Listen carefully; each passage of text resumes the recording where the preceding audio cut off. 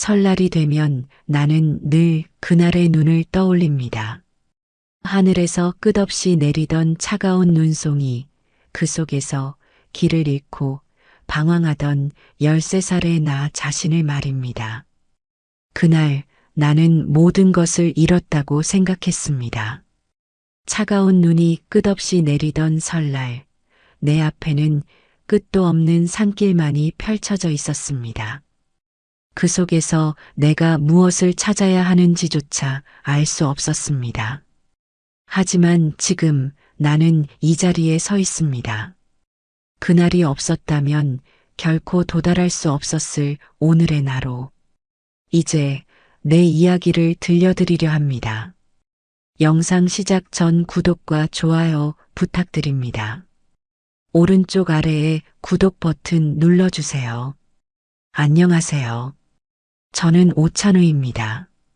지금은 나이가 들어 제 손으로 이룬 삶을 돌아보지만 40년 전 설날의 기억만큼은 아직도 생생합니다.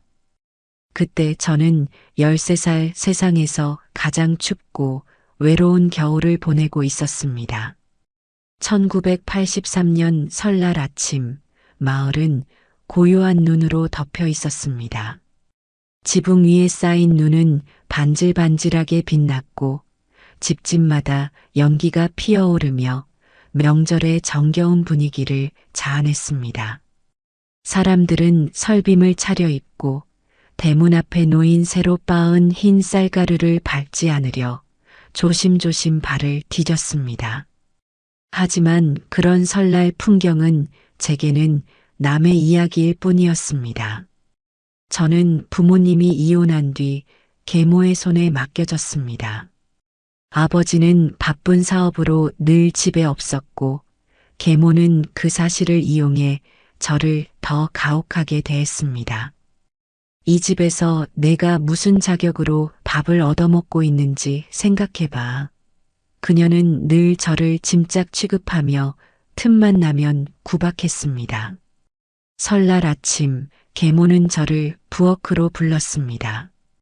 그녀는 한복을 단정히 차려입고 있었지만 그 모습은 결코 따뜻하지 않았습니다. 내가 이걸 제대로 못하면 차례상 다 망치는 거야. 잘 들어, 실수하면 가만 안 둬. 그녀는 제게 김치를 옮기라고 명령했습니다. 저는 최대한 조심히 접시를 들고 갔지만 한 발이 눈에 젖은 바닥에 미끄러지고 말았습니다. 접시가 바닥에 떨어지며 김치 국물이 튀었고 접시는 산산조각이 났습니다. 그 순간 계모의 표정은 돌처럼 굳어졌습니다. 이게 무슨 짓이야? 설날 아침부터 집안 망신을 다 시키고 그녀는 날카로운 목소리로 소리쳤고 저는 사과를 하기 위해 손을 모으며 고개를 숙였습니다. 죄송합니다. 다시 할게요. 하지만 그녀는 사과를 받아주지 않았습니다. 오히려 접시 파편을 손가락으로 가리키며 말했습니다. 다시 하겠다고? 이런 일이 한두 번이니? 넌 왜 이 집에 있는 거야? 내가 들어오고 나서 내 인생이 엉망진창이 됐어. 그녀는 제 팔을 거칠게 잡아 끌었습니다. 그렇게 저는 얇은 겹옷 하나를 걸친 채 설날 아침 집 밖으로 내쫓겼습니다. 다시는 돌아오지 마. 문이 닫히는 소리가 차가운 눈바람 속에서 울렸습니다. 마을 골목길은 적막했고 하늘에서는 눈이 계속 내리고 있었습니다. 눈발 속에서 저는 정처 없이 걸었습니다. 손은 꽁꽁 얼어붙었고 신발 속으로 녹은 눈이 스며들어 발은 이미 감각을 잃은 듯 했습니다. 왜 나만 이런 고통을 받아야 하는 거지? 억울한 마음이 복받쳤지만 눈물조차 얼어붙어 흐르지 않았습니다. 사람들의 웃음소리와 가벼운 발걸음이 들려오던 거리가 이제는 저를 점점 삼켜가는 차가운 늪처럼 느껴졌습니다. 산길로 접어들었을 땐 이미 발걸음을 떼는 것조차 버거웠습니다. 아무것도 먹지 못한 배는 비명을 질렀고 바람은 얼굴을 후려치듯 몰아쳤습니다. 더 이상 걸을 힘이 없어 눈 덮인 나무 아래 주저앉았습니다. 차가운 공기가 폐를 파고들며 숨을 쉴 때마다 목이 타는 것 같았습니다. 그때 멀리서 희미한 불빛이 보였습니다. 작은 절의 등불이었습니다. 찬우는 희미한 불빛을 향해 몸을 끌고 갔습니다. 그는 발이 얼어붙어 제대로 움직이지 않는 듯 했지만 살고자 하는 본능이 그를 이끌었습니다. 가까이 다가가자 눈 덮인 산속에 아담하게 자리한 작은 절이 보였습니다. 대문 위에는 간판이 희미하게 걸려 있었고 절의 이름은 청봉사였습니다. 찬우는 떨리는 손으로 절의 대문을 두드렸습니다. 문은 삐걱 소리를 내며 열렸고 허리를 굽힌 작은 체구의 스님이 모습을 드러냈습니다. 스님의 머리는 반짝이는 눈송이로 덮여 있었고 그의 얼굴에는 놀란 듯한 표정이 서려 있었습니다. 어린아이가 이 추운 날 여기까지 왜 온 거냐? 스님의 목소리는 낮고 조용했지만 그 속에는 걱정이 배어 있었습니다. 찬우는 몸을 떨며 간신히 입을 열었습니다. 저 집에서 쫓겨났어요. 갈 곳이 없어서. 스님은 찬우의 얼굴을 살피더니 고개를 끄덕이며 말했습니다. 이리 들어오너라. 추위가 내 몸을 다 망가뜨리기 전에 따뜻하게 해야겠구나. 찬우는 스님을 따라 절 안으로 들어갔습니다. 차가운 바람을 막아주는 나무 문이 닫히자마자 그는 긴장이 풀리며 쓰러지듯 바닥에 주저앉았습니다. 스님은 서둘러 찬우를 부축해 안으로 데려갔습니다. 절 안은 마치 다른 세상 같았습니다. 조용한 기도 소리가 어렴풋이 들렸고 기와 지붕 아래로 은은한 등불들이 반짝이고 있었습니다. 대웅전에서는 희미한 불빛이 새어나왔고 주변엔 눈 쌓인 나무들이 절을 감싸고 있었습니다. 절의 분위기는 고요하면서도 묘한 따뜻함을 주었습니다. 스님은 찬우를 작은 방으로 데려갔습니다. 방에는 작은 화로가 은은히 불을 피우고 있었고 낡은 이불이 깔려 있었습니다. 스님은 찬우에게 이불을 덮어주며 말했습니다. 여기 누워라. 몸이 식으면 큰일이다. 찬우는 떨리는 목소리로 감사합니다라고 말하며 이불을 꼭 끌어안았습니다. 차가웠던 몸이 화로의 따뜻함을 받으며 조금씩 녹아들기 시작했습니다. 스님은 작은 주전자에 물을 데우고 허브향이 나는 따뜻한 차 한 잔을 찬우에게 건넸습니다. 여기서 무얼 먹을지는 모르겠구나. 배고프지? 찬우는 고개를 끄덕이며 허겁지겁 차를 들이켰습니다.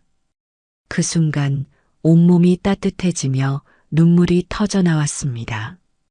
저는 잘못한 게 없어요. 그런데도 왜 저를 그렇게 대하는지 모르겠어요. 스님은 찬우의 눈물을 가만히 바라보다가 말했다. 내가 무슨 일을 겪었는지는 모르겠지만 세상은 가끔 이유 없는 고통을 주기도 하지. 하지만 그 고통이 너를 부수지 않게 하는 것은 너의 마음이란다. 찬우는 그 말을 이해할 수 없었지만 스님의 조용한 목소리가 마음을 어루만지는 듯 했습니다. 찬우는 그날 밤 절에서 하룻밤을 보내게 되었습니다. 이불을 덮고 누워 있었지만 그의 마음은 온갖 감정으로 요동쳤습니다. 설날에 겪은 차별과 계모의 냉대가 떠올랐고 자신이 이곳에서 무엇을 해야 할지 막막함이 밀려왔습니다. 하지만 스님이 말했던 마음이 너를 부수지 않게 해야 한다는 말이 계속 귓가에 맴돌았습니다. 다음 날 아침 찬우는 절의 스님들과 함께 밥을 먹었습니다. 밥은 단출했습니다. 따뜻한 보리밥과 된장국, 그리고 몇 가지 반찬이 전부였지만 오랜만에 먹는 따뜻한 음식에 그는 그릇을 비우며 속으로 다짐했습니다. 여기서라도 내가 뭔가를 배워야 해. 스님은 찬우에게 작은 일들을 맡기기 시작했습니다. 마당을 쓸고 대웅전의 향로를 정리하며 부엌에서 설거지를 돕는 일까지. 찬우는 익숙지 않은 일에 처음엔 서툴렀지만 점차 적응해 갔습니다. 일을 할 때마다 스님은 한마디씩 가르침을 주었습니다. 눈이 내린 마당을 쓸 때는 그냥 쓸지 말고 마당을 비우는 것처럼 내 마음도 비워야 한단다. 찬우는 그런 말을 이해하려 노력했습니다. 그는 절의 조용한 생활을 통해 점점 마음의 평안을 느끼기 시작했습니다. 어느 날 아침 절에는 낯선 방문객이 찾아왔습니다. 보슬비처럼 가늘게 눈이 흩날리던 날 품이 넉넉한 모직 코트를 입은 중년의 여성이 절로 들어섰습니다. 그녀는 번듯한 자동차를 몰고 와 절 앞에 세웠고 손에는 커다란 향을 들고 있었습니다. 스님은 그녀를 반갑게 맞으며 법당으로 안내했습니다. 보살님, 이렇게 먼 길까지 와주셨군요. 오늘은 어떤 기도를 올리러 오셨습니까? 그녀는 조용히 미소를 지으며 대답했습니다. 부처님께 우리 아들의 평안을 빌고 싶습니다. 그리고 세상에 아직 도움을 받지 못한 누군가에게 제가 조금이라도 힘이 되어줄 방법을 찾고 싶어서요. 그녀의 말에는 묵직한 진심이 담겨 있었습니다. 찬우는 멀찍이 떨어진 곳에서 그 대화를 엿보고 있었습니다. 그녀의 따뜻한 목소리와 슬픈 눈빛에 자신도 모르게 시선이 끌렸습니다. 기도를 마친 그녀는 절 주변을 둘러보며 스님과 대화를 나누던 중 대웅전 앞에서 눈을 쓸던 찬우를 발견했습니다. 저 아이는 누구입니까? 그녀가 스님에게 물었습니다. 저 아이는 오찬우라고 합니다. 사정이 어려워 이곳에 머물고 있지요.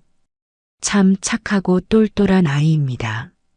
스님의 설명을 들은 그녀는 찬우를 유심히 바라봤습니다. 찬우야, 이리 와서 보살님께 인사드리거라. 스님의 부름에 찬우는 긴장한 표정으로 다가갔습니다. 안녕하세요. 찬우는 고개를 숙이며 정중히 인사했습니다. 보살님은 그의 얼굴을 잠시 들여다보다가 따뜻하게 웃으며 물었습니다. 너는 여기서 어떻게 지내고 있니? 찬우는 그녀의 질문에 잠시 머뭇거리다 자신이 계모에게 쫓겨난 사연과 이곳에서의 생활을 간략히 이야기했습니다. 그의 이야기를 들으며 보살님의 눈가에 어느새 눈물이 맺혔습니다. 너도 참 많은 고생을 했구나. 그녀는 나지막이 말하며 스님을 돌아보며 속삭였습니다. 제가 저 아이를 돌볼 수 있을까요? 스님은 미소를 지으며 고개를 끄덕였습니다. 보살님의 마음이 이미 아이를 받아들였으니 저도 기꺼이 동의합니다. 이 아이에게 새로운 길을 열어주실 수 있다면 그보다 큰 복은 없을 겁니다. 그녀는 잠시 눈을 감고 생각에 잠긴 듯 하더니 찬우를 향해 다정한 목소리로 말했습니다. 찬우야, 내가 너를 돕고 싶어. 내가 더 많은 걸 배우고 더 큰 꿈을 꿀 수 있도록 해주고 싶어. 받아줄 수 있겠니? 찬우는 뜻밖의 제안에 당황하며 조용히 물었습니다. 저를 도와주신다고요? 왜요? 그녀는 쓸쓸한 미소를 지으며 자신의 이야기를 꺼냈습니다. 나는 내 나이 또래의 아들이 있었단다. 우리 둘은 농사를 지으며 어렵게 살았지. 하지만 열심히 일하다 보니 땅을 조금씩 사게 되었고 결국 더 큰 기회를 얻을 수 있었어. 그렇게 백만장자가 되었지. 찬우는 놀란 눈으로 그녀를 바라보았습니다. 보살님은 말을 이어갔습니다. 하지만 내 아들은 장가도 못 가보고 교통사고로 세상을 떠나고 말았단다. 그날 이후로 나는 늘 아들에게 못해준 것이 마음에 남아 있었어. 너를 보니 우리 아들과 참 많이 닮았구나. 그래서 내가 더 잘되길 바라는 마음으로 도와주고 싶단다. 찬우는 그녀의 이야기에 가슴이 뭉클해졌습니다. 그는 울컥하는 마음을 누르며 말했습니다. 정말 감사합니다. 절대 헛되게 하지 않을게요. 꼭 노력하겠습니다. 보살님은 그의 손을 꼭 잡으며 말했습니다. 그래, 찬우야. 난 내가 잘 될 거라는 걸 믿는다. 내가 이 세상에 빛나는 사람이 될 수 있도록 내가 도와줄게. 설날이 지나고 나서도 절의 생활은 여전히 단조로웠습니다. 찬우는 매일 눈 덮인 마당을 쓸고 부엌에서 채소를 손질하며 조용히 하루하루를 보냈습니다. 이 단순한 일상이 고요한 위안이 되었지만 마음 한편에는 여전히 자신을 내쫓은 계모와 아버지에 대한 복잡한 감정이 남아 있었습니다. 스님은 그런 찬우를 살피며 말했습니다. 찬우야, 너는 지금 눈앞의 감정을 붙잡고 있지만 멀리 보면 삶은 그것을 뛰어넘을 만큼 크고 넓단다. 스님의 말은 무겁게 다가왔지만 아직 어린 찬우에게는 그 뜻을 온전히 이해하기 어려웠습니다. 그 시각 찬우의 계모는 아버지가 없는 틈을 타 회사와 집을 자신이 원하는 대로 움직이고 있었습니다.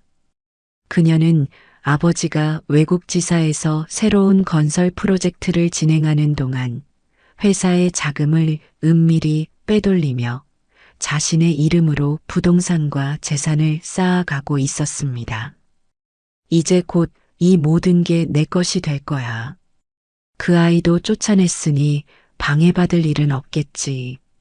계모는 불안한 표정을 숨긴 채 변호사와 만나며 남편의 재산을 법적으로 독차지할 방법을 꾸미고 있었습니다. 그러나 예상치 못한 비극이 찾아왔습니다. 찬우의 아버지는 해외 출장 중이던 업무를 급히 정리하고 설날 이후 아들을 데리러 가겠다는 말을 남겼습니다. 찬우가 요즘 힘들어한다니 이번에는 반드시 데리고 오겠어. 더는 방치할 수 없어. 아버지는 서둘러 귀국길에 올랐지만 한국에 도착한 날 밤 빗길에서 차가 미끄러지며 끔찍한 교통사고를 당했습니다. 병원으로 실려갔으나 끝내 의식을 찾지 못했고 이내 세상을 떠나고 말았습니다. 이 소식은 곧바로 계모에게 전해졌습니다. 그녀는 눈물을 흘리는 척하며 장례를 치렀지만 속으로는 다른 계산을 하고 있었습니다. 이제 회사와 모든 재산은 내 손안에 있어. 찬우는 더 이상 돌아오지 않을 테니 완벽한 계획이야. 며칠 후 스님은 신도들로부터 아버지의 사망 소식을 듣고 찬우에게 알렸습니다. 찬우야, 내 아버지가 사고로 돌아가셨다는 소식이 들려왔단다. 힘내거라. 찬우는 그 말을 듣는 순간 멍해졌습니다. 설마 하는 마음으로 아버지가 돌아가신 현실을 받아들이기가 쉽지 않았습니다. 차가운 바닥에 주저앉아 멍하니 손을 떨었습니다. 그럴 리가 없어요. 아버지가 절 데리러 오신다고 하셨는데. 스님은 찬우를 다독이며 말했습니다. 너의 마음속에 아버지를 간직하고 내가 앞으로 가야 할 길을 생각하거라. 내 아버지께서는 분명 너의 밝은 미래를 보고 싶어 하셨을 게다. 스님의 조언에 따라 찬우는 아버지를 위한 49제를 준비하기 시작했습니다. 절에서는 스님과 함께 불공을 올리며 돌아가신 아버지의 명복을 빌었습니다. 찬우는 기도하는 내내 마음속으로 다짐했습니다. 아버지, 제가 꼭 당신의 이름을 다시 세우겠습니다. 당신의 회사와 명예를 반드시 되찾아올게요. 백만장자 보살님도 49제에 참석했습니다. 그녀는 찬우의 진지한 태도를 보며 더욱 그를 애틋하게 바라봤습니다. 기도가 끝난 후 보살님은 찬우에게 다가와 말했습니다. 너는 어린 나이에도 이렇게 진심으로 기도하고 다짐할 줄 아는 아이구나. 내가 가진 그 마음과 의지가 내 인생을 바꿀 거야. 내가 너를 돕겠다. 그녀는 스님에게 찬우를 해외로 유학 보내는 계획을 제안했습니다. 스님, 이 아이가 더 넓은 세상에서 배울 수 있도록 도와주세요. 제가 모든 것을 책임지고 지원하겠습니다. 스님은 잠시 눈을 감고 생각하다가 고개를 끄덕였습니다. 보살님의 뜻이라면 찬우에게 큰 기회를 주실 수 있을 겁니다. 찬우야, 보살님의 도움을 받아 더 큰 세상으로 나아가거라. 찬우는 두 손을 모아 스님과 보살님에게 고개를 숙였습니다.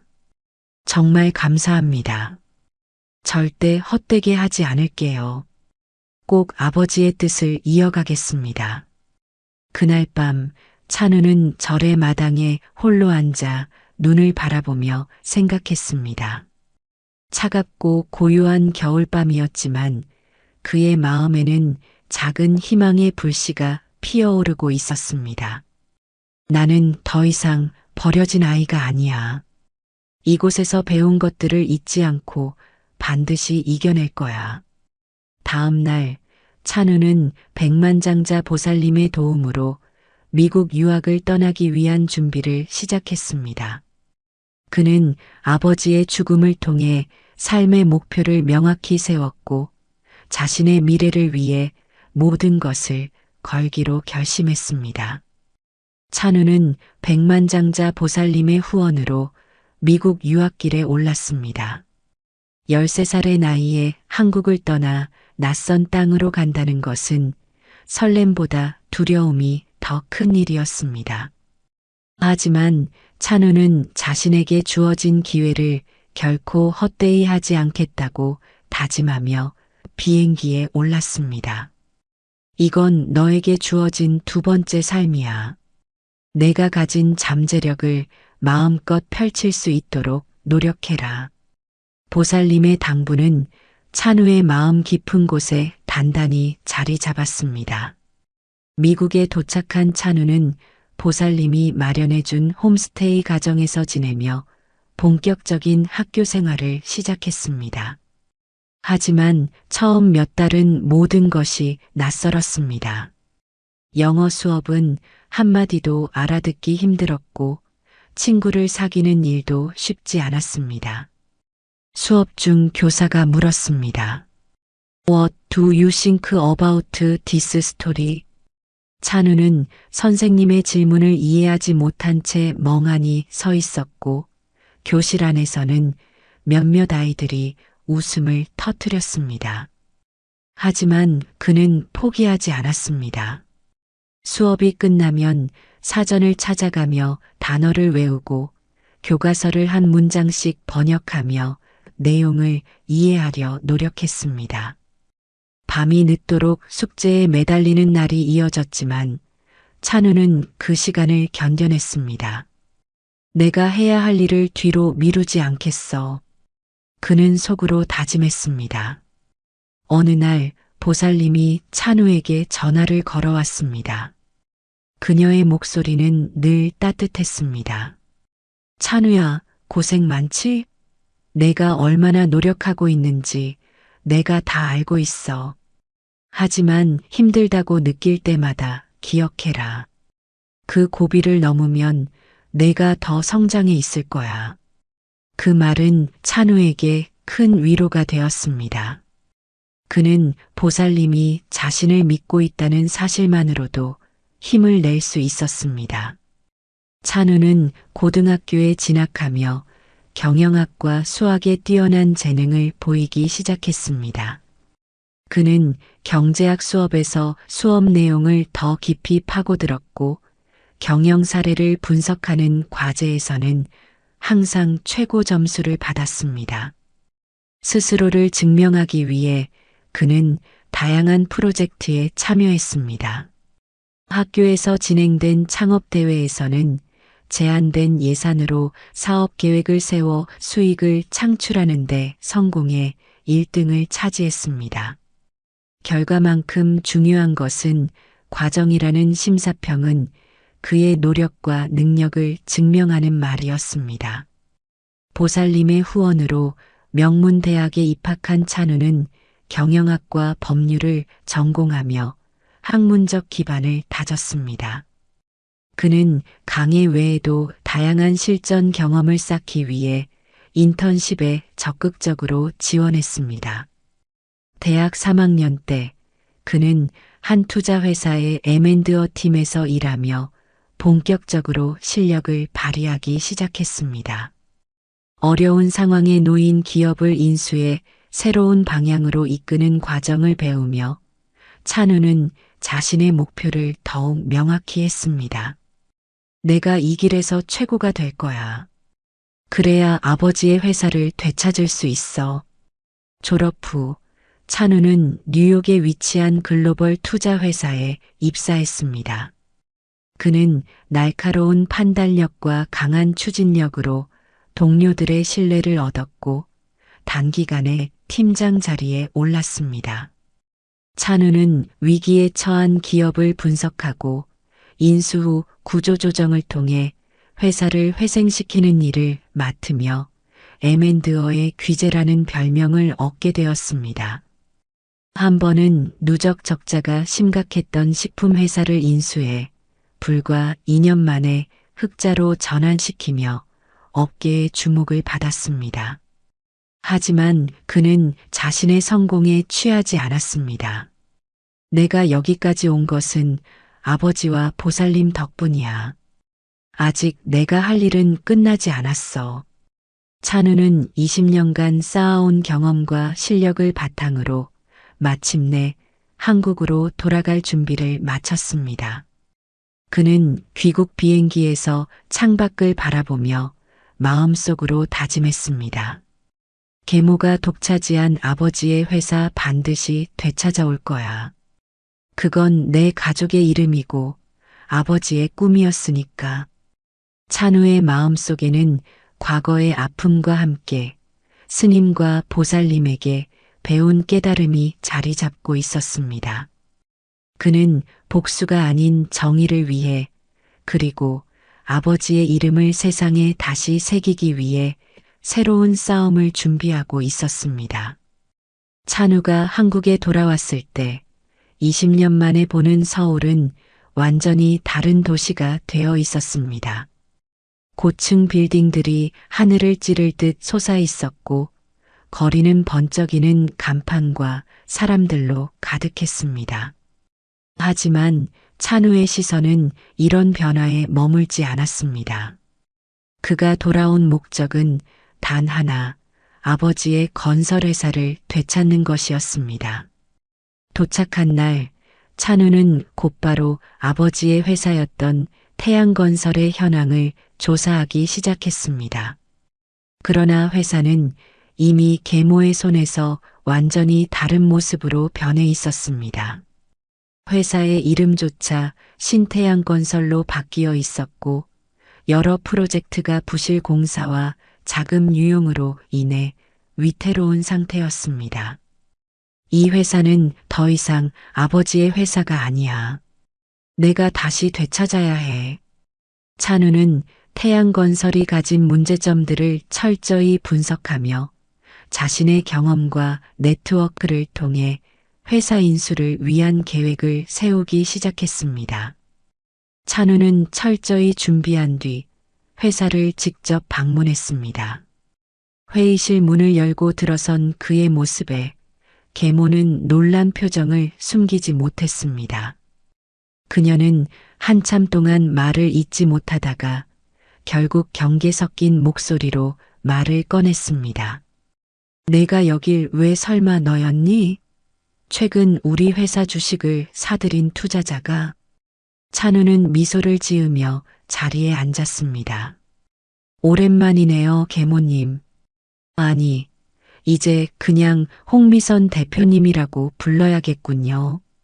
계모는 그의 태도에 당황했지만 곧 표정을 다잡고 반격했습니다. 내가 여길 찾은 이유를 알겠지만 태양건설은 이제 내 거야. 내 아버지가 돌아가신 지 오래된 일이고 내가 할 수 있는 일은 없어. 찬우는 차분한 목소리로 대답했습니다. 그건 지켜보면 알겠죠. 제가 여기 온 건 단순히 돈 때문이 아닙니다. 아버지가 세운 회사를 망친 건 당신이에요. 그리고 그 책임을 져야 할 날이 올 겁니다. 계모는 그 말을 듣고도 여유를 잃지 않으려 했습니다. 그래 봐야 넌 이미 버려진 아이였잖아. 내가 무슨 수로 나를 이길 수 있겠니? 찬우는 계모가 회사를 부정한 방법으로 운영하고 있다는 증거를 수집하기 시작했습니다. 그는 내부 직원들과 접촉해 회사의 회계 장부와 계약 기록을 조사하며 숨겨진 비리를 하나씩 밝혀냈습니다. 여기서 멈출 수 없어. 이 회사는 아버지의 이름과 연결된 모든 것을 상징하니까. 찬우는 태양건설의 주식을 대규모로 사들이며 회사 경영권을 장악하기 위한 움직임을 본격화했습니다. 몇 주 만에 회사의 주주총회를 소집할 권리를 얻었고 새로운 이사회를 구성하겠다는 제안을 내놓았습니다. 계모는 이를 막기 위해 온갖 방법을 동원했지만 찬우의 전략은 치밀했고 그녀는 점점 궁지에 몰리기 시작했습니다.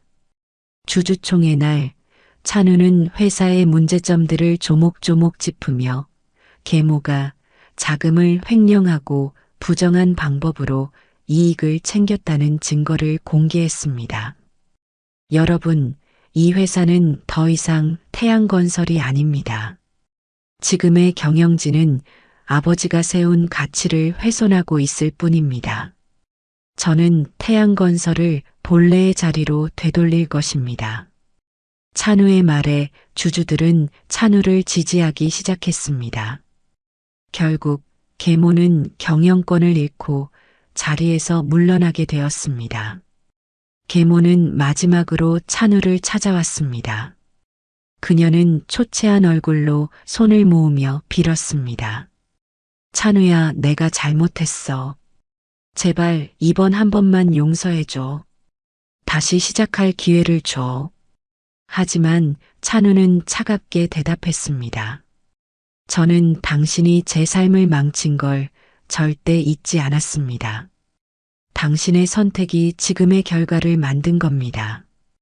용서는 제 선택이 아닙니다. 법이 당신에게 책임을 물을 겁니다. 계모는 끝내 회계 부정 혐의로 체포되었고 감옥으로 가게 되었습니다. 찬우는 경영권을 되찾은 후 회사 이름을 다시 태양건설로 바꿨습니다. 그리고 새로운 프로젝트를 발표하며 아버지의 이름과 명예를 되살리기 위한 발걸음을 내디뎠습니다. 기자회견에서 그는 담담히 말했습니다. 이 회사는 제 아버지의 꿈과 가치를 담고 있습니다. 제가 돌아온 이유는 단순히 회사를 되찾기 위한 것이 아니라 그 가치를 잃지 않기 위해서입니다. 태양건설은 이제 새로운 시작을 맞이할 것입니다. 찬우가 아버지의 건설회사를 되찾은 뒤 회사는 새로운 이름으로 재탄생했습니다. 그는 회사를 하나하나 재정비하며 무너진 조직 구조를 다시 세우고 직원들에게 꿈과 비전을 심어주기 위해 노력했습니다. 여러분, 이 회사는 단순히 이익을 내는 기업이 아닙니다. 저희의 모든 프로젝트는 사람들에게 더 나은 삶을 선물해야 합니다. 아버지께서 꿈꾸셨던 사람들의 희망을 짓는 회사로 다시 거듭나겠습니다. 찬우의 진심은 직원들에게 전달되었고 회사는 새로운 활기를 얻었습니다. 그가 도입한 혁신적인 경영 방식과 투명한 운영 철학은 건설업계에서 화제가 되었고 회사는 점차 시장의 신뢰를 회복해 갔습니다. 회사가 안정된 어느 봄날, 찬우는 특별한 행사를 준비했습니다. 회사의 모든 직원과 가족, 그리고 오래전 자신을 돌봐준 백만장자 보살님을 초대해 아버지와 보살님께 헌사를 바치는 자리를 마련한 것이었습니다. 행사가 시작되자 찬우는 연단에 올라 마이크를 잡았습니다. 따뜻한 햇살이 회사 본사 건물을 비추고 새로 단장한 회사의 로고가 담긴 깃발이 바람에 휘날리고 있었습니다. 오늘 이 자리에서 제 아버지 오진수 회장님과 제 삶의 멘토이신 보살님께 감사의 마음을 전하고자 합니다. 찬우는 잠시 말을 멈추고 감정을 추스르며 이어갔습니다. 제가 어렸을 때 아버지는 늘 세상에 남을 수 있는 흔적을 남기라고 말씀하셨습니다. 아버지께서는 건설회사를 통해 많은 사람들에게 삶의 터전을 마련해 주셨습니다. 저는 아버지가 꿈꾸셨던 그 가치를 되찾기 위해 이곳에 돌아왔습니다. 청중들 사이에서는 숙연한 분위기가 감돌았습니다. 찬우는 깊은 숨을 들이마신 뒤 고개를 돌려 보살님을 바라봤습니다.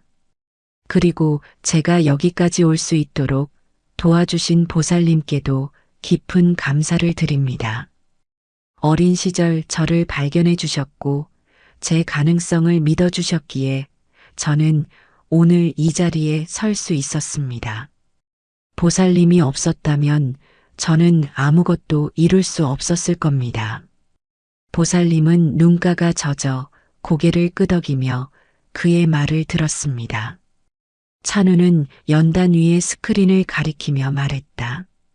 여기 회사 본사 1층에 기념비를 세웠습니다. 제 아버지와 보살님의 이름이 새겨져 있습니다. 이 회사가 존재하는 이유, 그리고 이 회사가 앞으로 걸어가야 할 길을 잊지 않기 위해서입니다. 스크린에는 회사 본사 1층에 새겨진 문구가 비춰졌습니다. 오진수 회장님과 백만장자 보살님께 경의를 표하며 이곳에 새로운 희망을 짓습니다. 찬우의 헌사는 참석자 모두에게 큰 감동을 주었고 박수 소리가 끊이지 않았습니다. 행사가 끝난 뒤 찬우는 보살님과 함께 본사 옥상 정원에 올라가 이야기를 나눴습니다. 보살님은 그의 손을 꼭 잡으며 말했습니다. 찬우야, 넌 정말 대단한 일을 해냈구나. 내가 여기까지 온 걸 보니 하늘에 있는 내 아버지도 정말 뿌듯하실 거야. 찬우는 조용히 미소를 지으며 대답했습니다. 보살님, 저도 이제 누군가에게 보살님 같은 사람이 되고 싶어요. 제가 받은 도움을 다른 사람들에게 돌려주고 싶습니다. 그래서 새로운 장학재단을 설립하려 합니다. 어려운 환경에 있는 아이들에게 공부할 기회를 주고 그들이 세상을 바꿀 수 있도록 돕는 재단을요. 보살님은 그 말을 듣고 눈시울을 붉혔습니다. 그게 내가 이룬 가장 큰 성공이 될 거다. 나도 항상 너를 응원할 거야. 찬우는 재단 설립을 시작으로 새로운 여정을 준비했습니다. 회사의 수익 일부를 사회에 환원하며 도움이 필요한 사람들에게 기회를 제공했습니다. 그리고 매년 설날이 되면 그는 꼭 절을 찾아가 스님과 보살님을 떠올리며 기도했습니다. 눈 내리는 절 마당을 걸으며 찬우는 속으로 되뇌었습니다. 내가 겪었던 아픔은 이제 나의 힘이 되었고, 나를 돕던 사람들의 손길은 이제 내가 세상에 전해야 할 사랑이 되었다. 아버지와 보살님, 이 모든 것이 당신들의 덕분입니다. 찬우는 절에서 내려다 보이는 풍경을 바라보며 자신이 걸어온 길을 되새겼습니다. 그리고 이렇게 다짐했습니다. 나는 더 많은 사람들에게 희망을 지어줄 것이다. 이것이 나의 새로운 시작이다. 설날의 따뜻한 마음과 희망이 여러분의 삶에도 가득하길 바랍니다. 명절 동안 건강 잘 챙기시고 사랑하는 이들과 행복한 시간 보내세요.